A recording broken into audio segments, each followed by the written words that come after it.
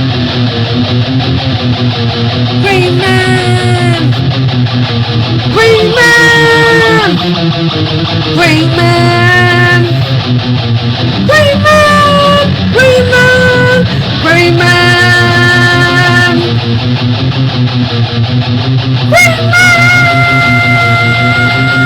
Holy YouTube video, Green Man! Grey Maniacs gather! It's time for another one of my bloggy vlogs. It's like my face mask for, I'm not sure how good it is against coronavirus, but, you know, my sister bought this for me for my birthday. I haven't shown it off yet, I just realised. So I thought I'd start the video with this on. Take it off, of course. Right then.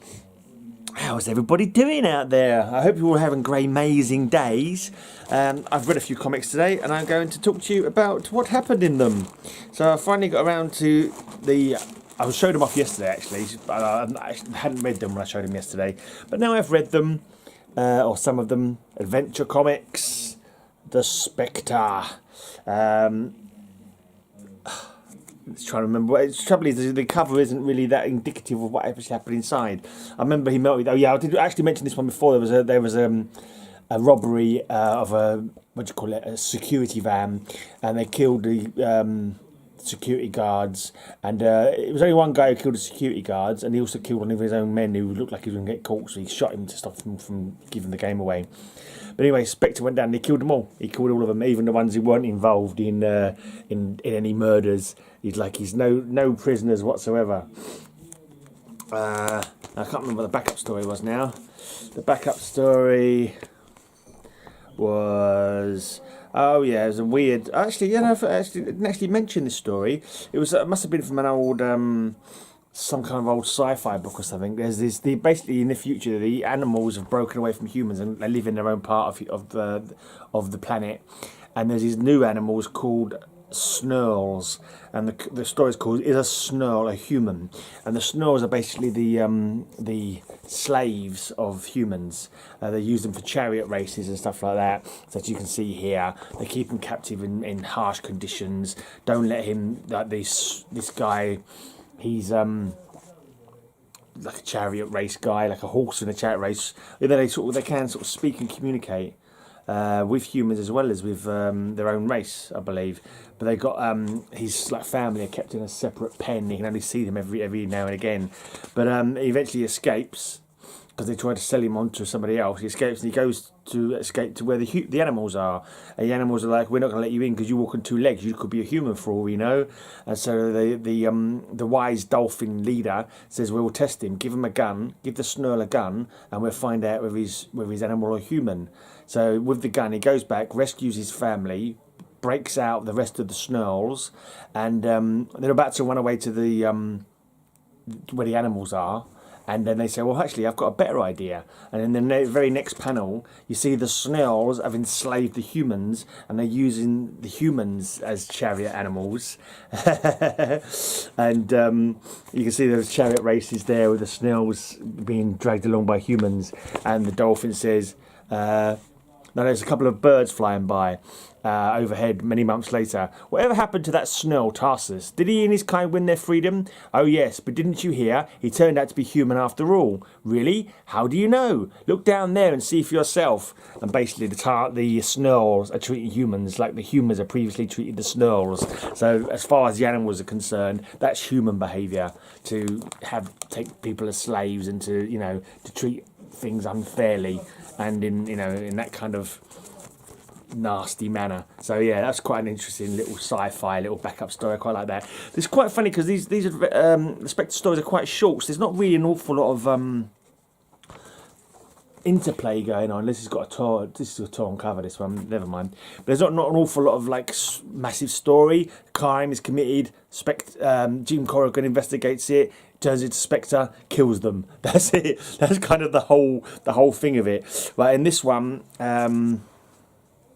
there's some assassins who put a bomb inside a swimming pool that blows up, killing this guy. The guy's daughter, I think it is, ends up falling in love with Jim Corrigan, like just really bad, because obviously it's only written in a short story.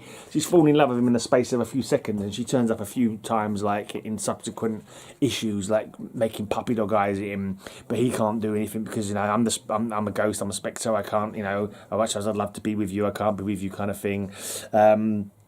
Anyway, so he ended up finding that the guy's partner has set up the kill.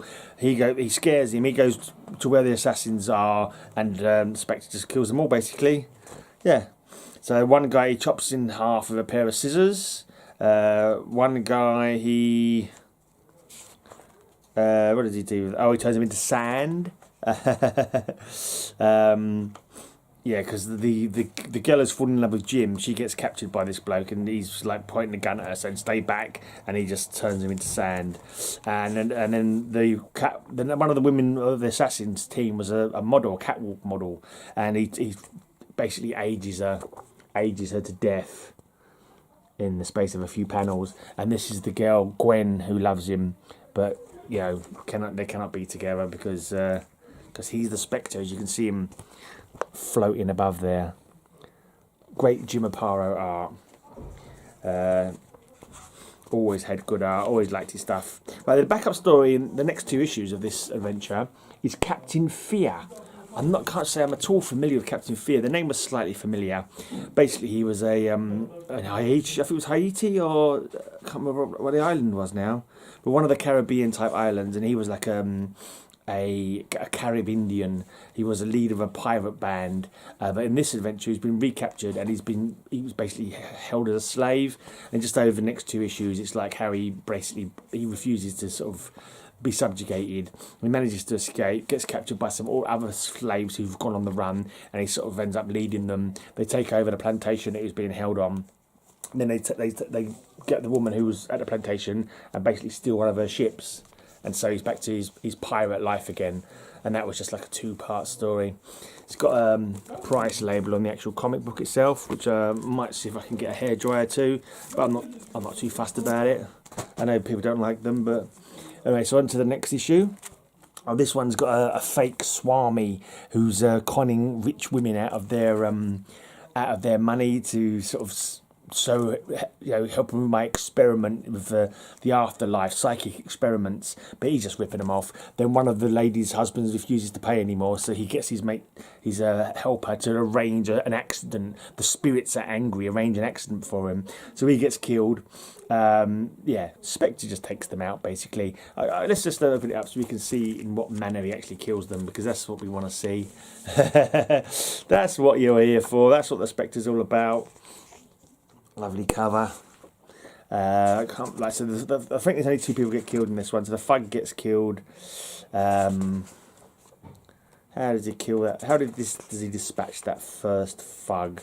Oh, because he uses his because the woman who fancies him knows that he's a ghost. Goes to the Swami for help as well, and he thinks, I can use this woman to get rid of this Corrigan, this police detective who's after me, who she says is a spook, but obviously she's mad. But I'll get my so he arranges it for her to arrange Corrigan to come to somewhere, and his associate throws a hand grenade at him. But obviously, being the Spectre, he's not affected by it. And when this guy is about to kill Gwen, Spectre turns up and he rises some ghosts up from the grave, and they sort of basically drag him down to bury him alive. Right, and then he goes to where the Swami is holding a fake seance and basically turns into glass, I think. Yeah, he turns into glass like the crystal ball that he's gazing into. And he falls over and crash. You all know what happens to glass when it hits the floor hard enough. Right, and the backup story is the second part of that Captain Fear that I already told you about. Right, this next one, this story is quite good. This is actually I prefer this kind of style of story rather than just like your basic criminals. It was a guy who was able to bring mannequins to life, so it had like elements of ghosts, elements of supernatural to it, like supernatural enemies, which I think is kind of better. For Spectre to be facing off against supernatural enemies, but it was really quite good, and there was one bit in here which I thought was really quite. That's quite quite dark. These guys are delivering mannequins, and they're on the back of a lorry, and they open up the lorry because they hear a noise, and they come off and start attacking them. And this one guy, so this whole page, I thought it was quite wow. I enjoyed the page. It was quite not a bit dark. See, nightmares can be funny things. So scary when they have you in their grip. So silly once the night has ended. Poor Pete didn't have a chance against all those creatures, but he fought his nightmare as best he could. You have to give him credit for that. Please, I've got a wife and kids. Why are you? And as the nightmare ended, as one of the awful mannequins grabbed Pete's crowbar and smashed his brains into gory splinters, Pete remembered his childhood and prayed that they wouldn't punish him for being late to school again. It's like, oh, that's really kind of like, I was like, oh man, that's heavy. So as his brains are being smashed into bits, he's having like flashbacks and that kind of thing. It was like, oh dear. And this little bit, it says, it's funny the things you think of as your life's blood drains away. It was like, whoa, oh, that's heavy, man. That's heavy. His woman who fancies him again, who loves him, she gets involved slightly. Basically, it's a mad guy making mannequins in a mannequin factory, and she goes to see him to talk about her. I don't know why she goes to see him. Actually, I've forgotten now why she goes to see him. But for some reason, she visits him, and he makes a double of her, a mannequin double of her, and it tries to kill Corrigan. Now I think she's gone to see Jim where he's actually investigating this thing, and she pulls up, talks to him, and he walks off, said, "I've got to go to work now, goodbye." And the mannequin maker comes up behind her, says, "Don't cry, miss. I just hate to see a pretty young girl cry." And then he makes a double of her, which tries to kill Corrigan, but obviously being the Spectre, Corrigan doesn't die. And actually, this is a better story as well because it goes through the whole issue. This is the only one thing that goes for the whole issue. The other ones have got backup stories. Because it goes for the whole issue, you've got more time for development, less rushed, if you know what I mean. So there's more build-up of the mannequins going crazy and him trying to find out what's going on. So yeah, I think this is possibly one of the more favourite ones of the run because it's not so rushed into half a comic. It's got a whole comic. But in the end, he turns the mad mannequin maker into a mannequin himself. And the department store that's making them, and decides to destroy all these old mannequins that aren't wanted anymore. And he just happens to be one of them, kind of thing. He happens to be one of the mannequins. His arm gets broken off there, and then in the end, he's melting. Yeah.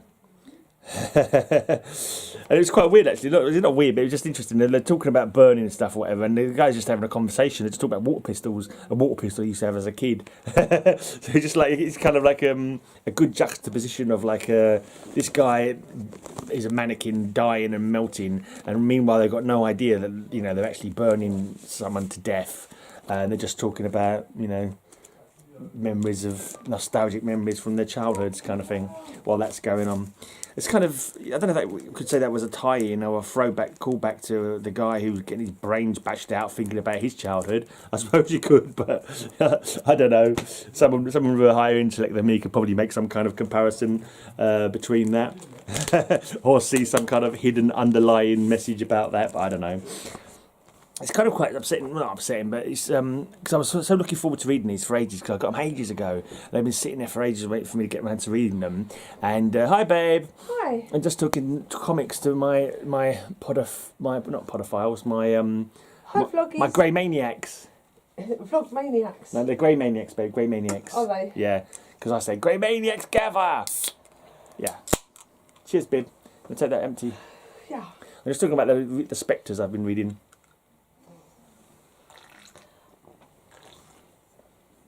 You alright? Yeah. I'll get on then. I'll crack on. How was the reading?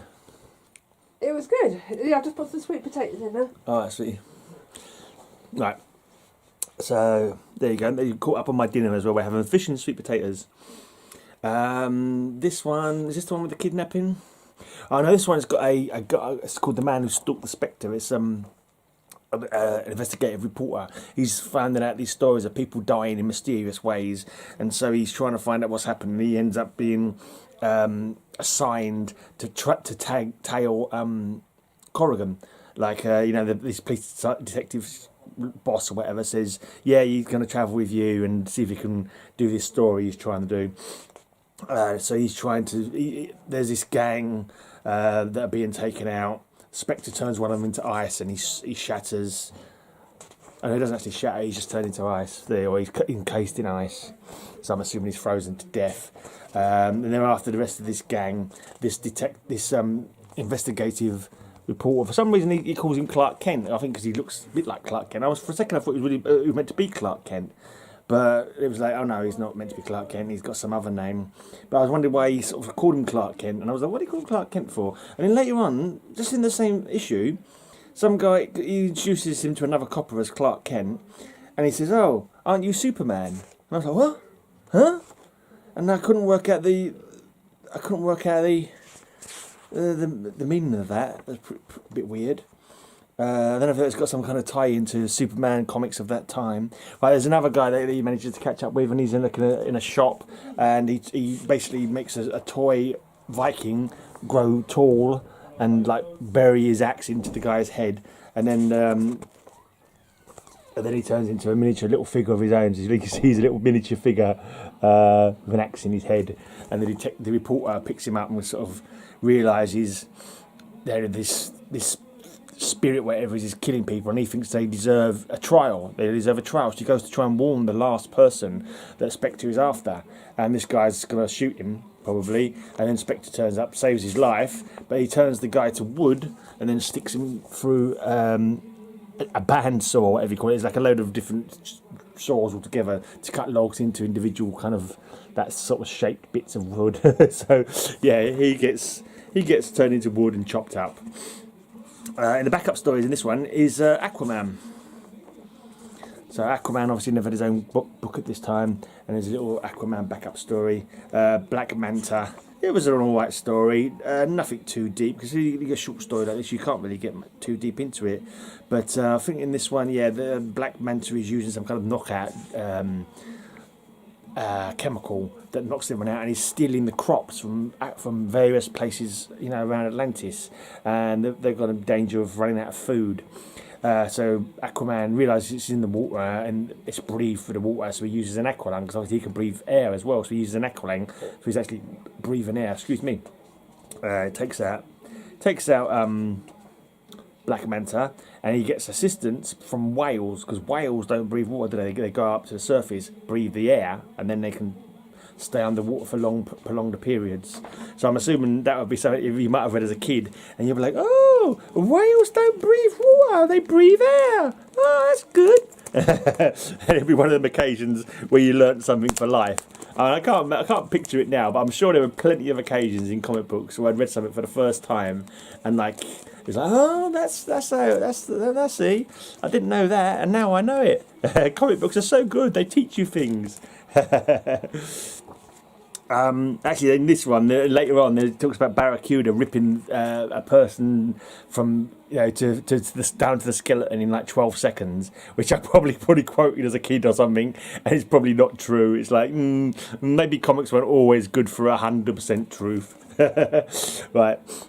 This one's got an awesome squid cover. I'm doing a dinosaur themed show on Saturday. I might have to do some kind of water animal themed show, because I think I've got a couple of squid octopus covers. I think later on in this adventure one, actually, there's a squid cover. Is it amongst these books I've got here? I know, because when Aquaman takes over, I'm sure there's a good... Here you go, look. I've got two squid covers in one little run of books. This is 436 and this is 445. So there's two squid covers in the space of a few comic books. That's pretty cool. Right. Anyway, this one. Oh, there's a team, not a team, but a bunch of criminals called the Gasmen, killing people with deadly gas. And it's like they're being led by someone who looks like he's an ex-Nazi or something. He thinks, I don't know, it's all a bit confusing. Is he deranged and thinks he was? His men sort of pretend, they call him like the general or something like that, but you can see they're not really soldiers. They're kind of like, they're forgetting to say so and stuff like that. Field Marshal. What was his name? He had a weird name as well. Field Marshal. It was a funny name that he had. Let's see if I can... Offal. Field Marshal Offal. What kind of name is that? Offal is like the guts of dead animals, isn't it? It's the liver and lung, anything you can eat from the internal organs of an animal is called offal. So Field Marshal Offal, obviously he's still being trialled at the moment by that reporter guy. Spectre goes after them. The reporter's still sort of he follows the helicopter. That Corrigan gets sort of caught, taken off in the helicopter. I think he's supposed to be delivering the ransom or something like that, because the guy says, if you don't, give me $10 billion or something like that, I'm going to kill more people with this deadly gas. But anyway, the reporter catches up to Corrigan. He finds one guard, the guard who took him off in the helicopter, turned into stone, and then he catches up with Corrigan, and you don't know what happened to Field Marshal Offal and the rest of his men. You don't see anything. It looks like something's been maybe dropped into water there. Maybe they were turned into stones and sunk into the water. It's hard to tell though. If it's actually, it looks more like smoke coming out of it as well. I don't really know what happened there. It kind of like doesn't show you what happened to the rest of them. Yeah. And the reporter says, "Lieutenant, did you by chance see some sort of strange force around here while you?" And he just goes, "Nope." Yeah, because he was the strange force. Right, this is another Aquaman backup story. Bit of a funny one. He's got a rope. Someone's made a robot that can be used to perform boring social functions while Aquaman's needed elsewhere. Kind of like a Superman robot from back in the day. There's a giant monster called the Bagala or something like that is attacking. Aqualad tries to deal with it, and then Aqualad just kind of disappears. Actually, you don't see Aqualad again. That's kind of weird, because I think he must have just gone back and warned Aquaman.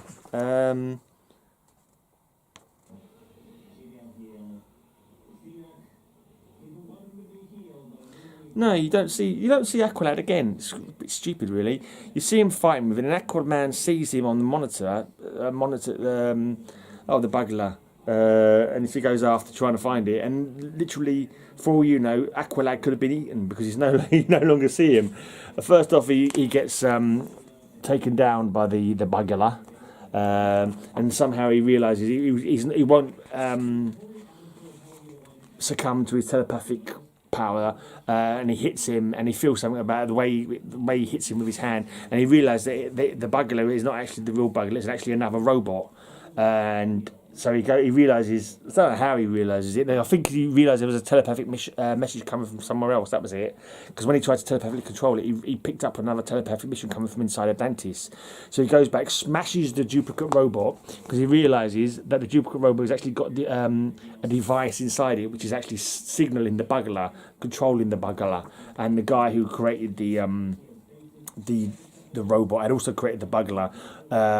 At the whim or the request, whatever the word, I can't remember the word, but at the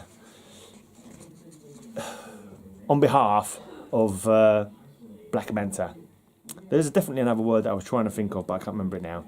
But anyway, so yeah, he manages to smash the robot, and then he captures the guy who's made the robot, and at the end, Black Manta's saying, he defeated us before we even got to battle. That kind of thing. Right. So that's that. Only two more to go. These two drag on a little bit, when I'm talking about comic books. For one, because I'm not very concise with my chatting about them, and sometimes I go off at a bit tangential, don't I? Or I just sit there for 5 minutes trying to think of simple words that for some stupid reason my brain refuses to think of. Right. Plus I'm stupid, obviously. We all know that. Oh, what can I say? It's an Evil Knievel. It's an Evil Knievel. There is not a single comic book in this world that is not, made better by being graced with a classic Evil Knievel advert. And also, I would say that any comic that's got an Evil Knievel advert, it's got to be good. Basically, has to be good. I mean, I suppose there probably maybe some that aren't good that I've not found yet, but nearly every single Evil Knievel advert on the back comic is a good one. Right then, so in this one there's some weird guy kidnapping people. He's got some hypnotic device. He hypnotizes them to become human bombs. So basically they go in to banks so you give us all the money or we'll blow ourselves up. One person does it, and then everyone else realises that, you know, make sure you do as they told others they're going to blow up and kill everybody. So, and also one of the people who has to be kidnapped is his love interest, Gwen. So yeah, he manages to get them. This mad professor, he's people who he had doing the kidnapping. He hypnotises them and makes them go into a barracuda tank. Let's have a quick talk on the. Of all the predatory creatures of the deep, the barracuda is indisputably the most vicious. Undisputed. Is it not indisputably? It says undisputably, but I thought indisputably was the correct word, isn't it? Anyway, the most vicious. Barracudas move at lightning speed and attack anything that moves in the water. Some species grow to a length of 10 feet and their teeth can tear and slash like the sharpest razors. Within 12 seconds, they can completely strip the flesh from a full-grown man. Now, isn't that fascinating? Yes, it is fascinating, but is it true, DC? Is it actually true? 12 seconds, script by Michael Fleischer. Are you just saying that to make little kids go, oh, wow, that's amazing, but not actually telling them the truth? I do wonder.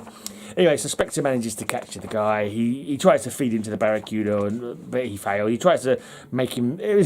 He chases him down a hidden passageway, and he opens a trap door where there happens to be crocodiles or alligators down in this pit, and it's just kind of like, how just weird is this blinking mad scientist to conveniently have like who feeds the crocodiles? They're actually alligators, yeah.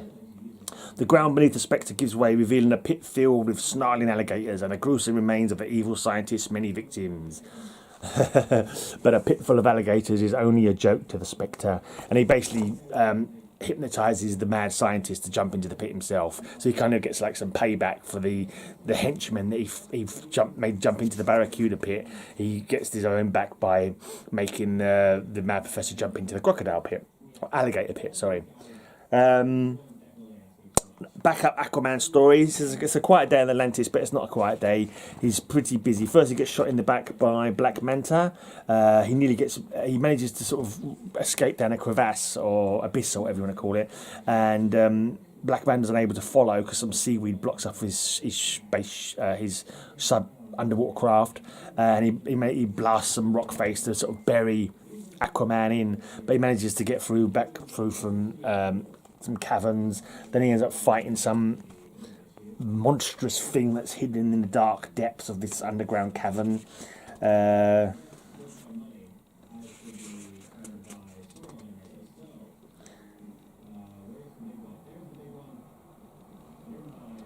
kind of think I might have skipped a page here because I don't remember that bit. I don't remember that big fight, but it was kind of like, it was, you know, sometimes you're reading a story and it's not really that engaging on you, and your brain's sort of like flicking through it, like it's not really concentrating. You have to go back a couple of times to read it again. I did find that a bit with these Aquaman backup stories for some reason. I don't know what it was, maybe because it was a bit too simplistic. I'm not too sure, but yeah, I just sort of found myself reading like the page and going, what happened on that page? I don't know.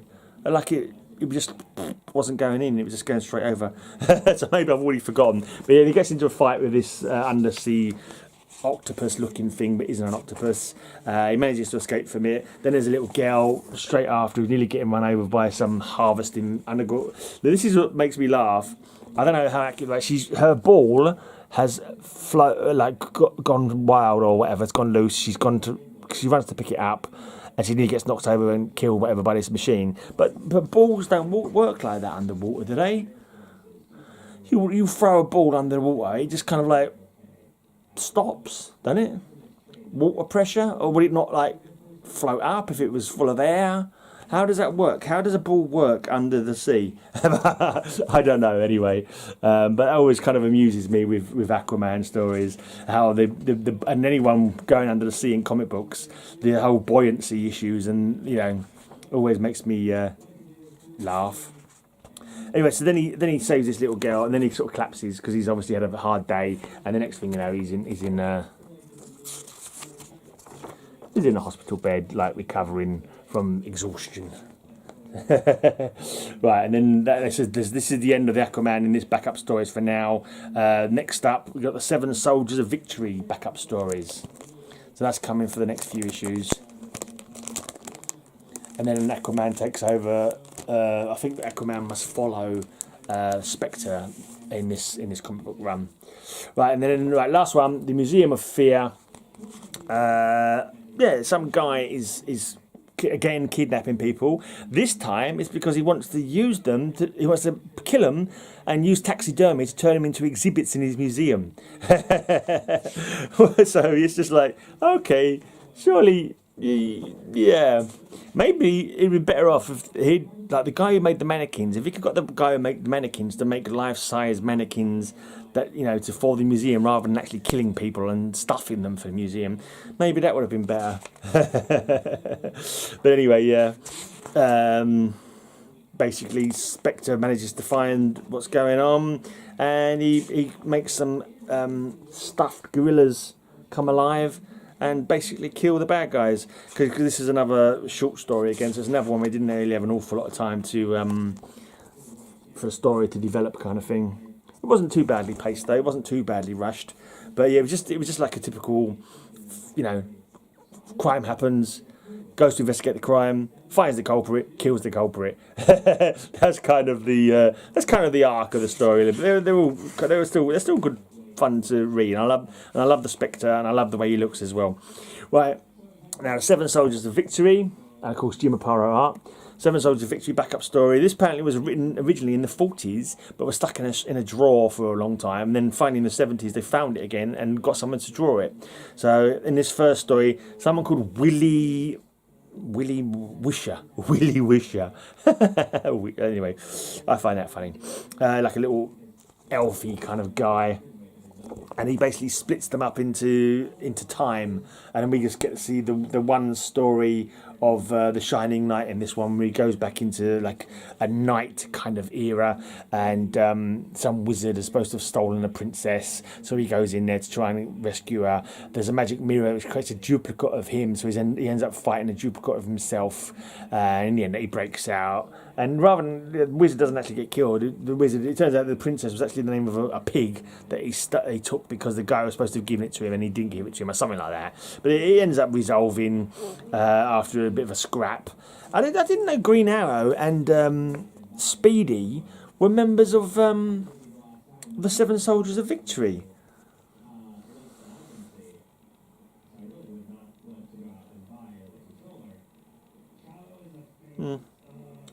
Apparently they were. Anyway, let's not worry about that. So that's it really. That's the whole of that story. I kind of know. I remember why this Willie Wisher wants them to do stuff. I think, it was kind of like a very.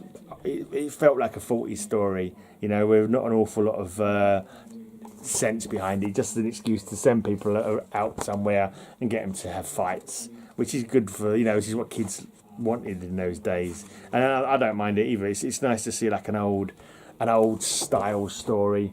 Anyway, but it wasn't super. It was alright. It wasn't super interesting, but it was cool. They're not all blockbusters, you know what I mean? But it's still nice to have and to read. Right, so that's it. That's all that I've read today. I've dragged on for far too long, probably. These like, I wouldn't say it's a comic review, but it's just like because I haven't got many comics to show, and I've already shown these yesterday. I've got to sort of do something else about them. So talking about what happened in them is, this is a good enough thing as any, isn't it? Right, so I'm buggering off out of here. I kind of don't like doing videos much here, because Lisa's got so much damp problem. You can see the damp on the walls behind me. It just looks horrible. So sorry about that. I'm out of here. I'll be back tomorrow. I'll be going home tomorrow, so I'll probably start digging through another box. And I'm really thinking of, like, I know there's things you can set up like merchandise shops. I'm really thinking of setting up some merch of like cups. You've have a great amazing day and great amazing next gather, that kind of thing. I'm really considering it, but you'll have to be one. You can do that where you haven't actually got to pay any money out. You just people pay to have them printed up, and you get like a I don't know 1% of the profits or something like that. But I don't know. So I don't think anyone will be interested. But maybe I'll get around to doing that one day. And if no one wants to buy them, which I can't imagine why anyone would want to buy them anyway. But but if no one buys them, I won't lose any money. But it's just a bit of fun. But anyway, we'll see if that ever happens.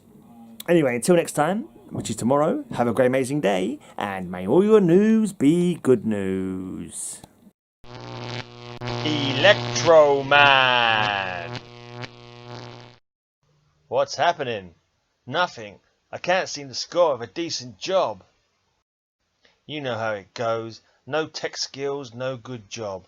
And I just can't see going back to school or... Just then... Hold it, Jim! There are exciting career opportunities in electronics for well-trained people. And you can learn the skills you'll need to qualify for these jobs right in your own home. These 2 free books give you the facts about CIE's proven home study career training. They're packed with details. Don't give up on your future. CIE can help you bust out into a rewarding job. Find out how. Just fill in and mail this coupon today. I'll see that you get your 2 free books. Get CIE's books. We will try to have a school representative contact you. CIE, Cleveland Institute of Electronics, Inc., 1776 East 17th Street, Cleveland, Ohio 44114. Please send me CIE's 2 free books. Check here for GI Bill details if you are a veteran or serviceman. Accredited member at National Home Study Council. Go and sub up, run the comics. I know I said him yesterday, but you could sub him up again today. So go and sub him now. The link is in the corner. Run the comics, run the comics, run the comics. Sub him, sub him, sub him, sub him, sub him. Now!